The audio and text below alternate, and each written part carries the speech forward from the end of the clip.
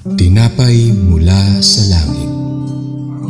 A daily morning devotion with CRC Family.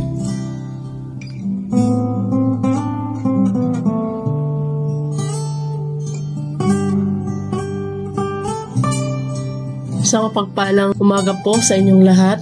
Ako po si Pastora Jenny Gabi ng CRC Calamba Daughter Church na inyong makakasama ngayong umagang ito sa programang Tinapay Mula sa Langit. Ang araw-araw na refleksyon at pagbubulay-bulay natin ang salita ng Diyos. Ang ating paksa ngayong umaga, ito ay part pa rin ng ating number series. At ang title po nito ay The Two Responses to the Appeal of Joshua and Caleb. At ito po ay matatagpuan sa Numbers 14:10. Ngunit bago po tayo magsimula ay samahan niyo po muna ako sa isang panalangin. Ama naming Diyos na makapangyarihan sa lahat, maraming salamat po sa panibagong buhay at pag-asa na inyong pinagkaloob sa amin. Maraming salamat din po sa maagang biyaya na pinagkaloob niyo sa amin na makarinig kami ng inyong mga salita sa pamamagitan ng programang ito. Dalangin po namin na buksan niyo po ang aming mga puso't isipan upang maunawaan po namin ang nais may parating sa aming umagang ito. Mapagbulay-bulayan at mai-apply namin ito sa aming mga buhay. Ito po ang aming pagsawat panalangin sa pangalan ng Panginoong Hesus. Amen. Basahin natin ang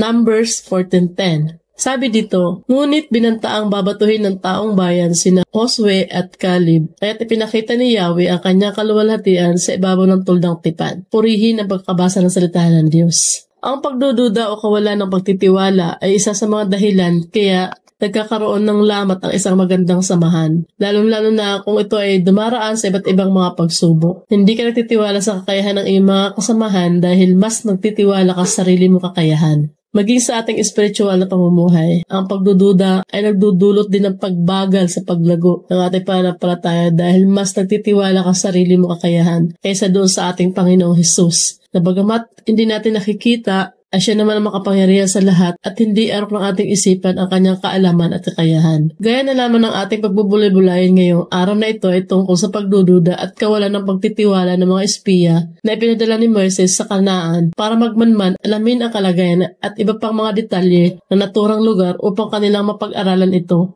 kung paano nila ito sasakupin at gagapiin. Dito sa ating binasa, makikita natin ang naging reaksyon ng mga Israelita kina Josue at Caleb na ito'y kanilang pagbantaan na babatuhin dahil sa kanilang apila na dapat ay planuhin na nila sa lalong madaling panahon ang pagsakop nila sa Kanaan. Kayang-kaya nilang gapiin dahil sa tiwala nila na sila ay tutulungan ni Yahweh upang magtagumpay. Ganun na lamang ang reaksyon ng mga Israelita sa pahayag na yun ni Caleb. Ito kasi ay taliwas sa ulat ng 10 mga espiya na anila wala silang kalaban-laban sa mga Kananeo na iyon dahil bukod sa napakatibay na kanilang pader na lungsod, ito ay pamamalakas at may mga higante rin na nanahan sa lugar na iyon. Tipaklong lamang sila kung ikukumpara sa mga iyon. Kaya sila ay nagdududa sa kanilang kakayahan na masasakop nila ang naturang lugar.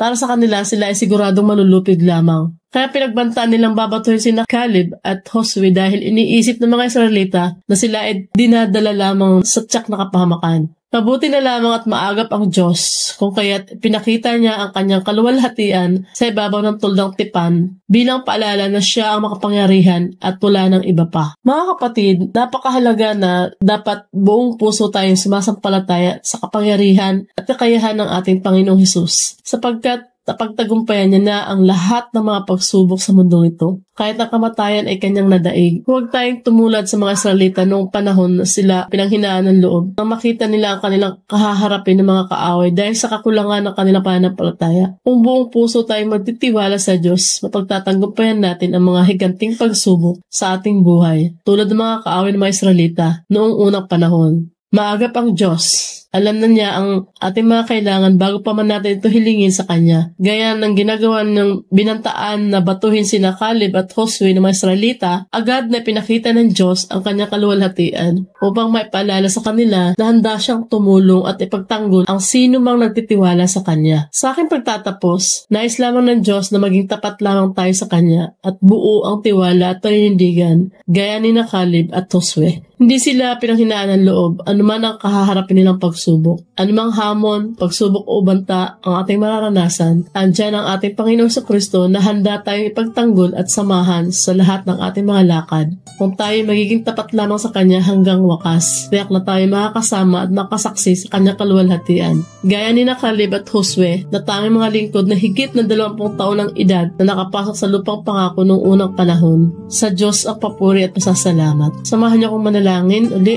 Ama naming Diyos, makapangyarihan sa lahat. Maraming salamat po sa mensahe pinagkaloob niyo po sa amin ngayong umagang ito.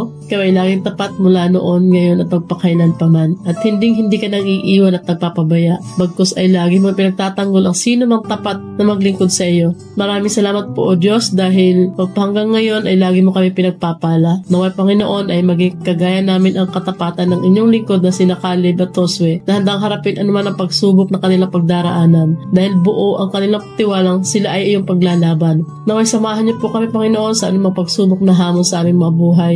Gabayan niyo po kami sa mga lakad at patnubayan niyo po kami sa aming tinatahak na landas at pagkaluban niyo kami ng lakas sa lahat ng aming gagawin ngayong araw na ito. Maging ang lahat ng nakakarinig ng mensaheng ito. Naway tumimo ito sa kanilang mga puso't isipan, kaingatan at pagpalain niyo rin po sila ngayong araw na ito. Maging ang aming mga iglesia na kinabibilangan, ang Charismatic Restoration Church. Patuloy niyo pong pagpalain kasangkapanin sa pagpapalaganap ng salita ng Diyos upang sa ganoon ay marami pang mga lugar at mga kaluluwa ang maabot ng mabuting balita ng kaligtasan. Upang aming pagsawat panalangin sa tanging ngalan ng iyong anak na si Jesus at sa patnubay ng iyong banal na Espiritu ngayon at pagpasawalang hanggan. Purihin ang Diyos. Maraming salamat po sa maikling oras na inyong inilaan upang ko inyong samahan sa programang Tinapay Mula sa Langit. Muli ko po kayong inaanyayahan sa araw ng bukas upang pakinggan at pagbulay-bulayan ito. Feel free po to share this video upang maging pagpapala din po kayo sa iba. And don't forget also to subscribe YouTube channel CRC Family and click the notification bell button para sa mga upcoming videos and events. Po ang inyong lingkod, Pastora Jeneline Gabi ng CRC Calamba Daughter Church. Pagpalain po kayo ng Diyos. Magandang araw sa inyong lahat. God bless.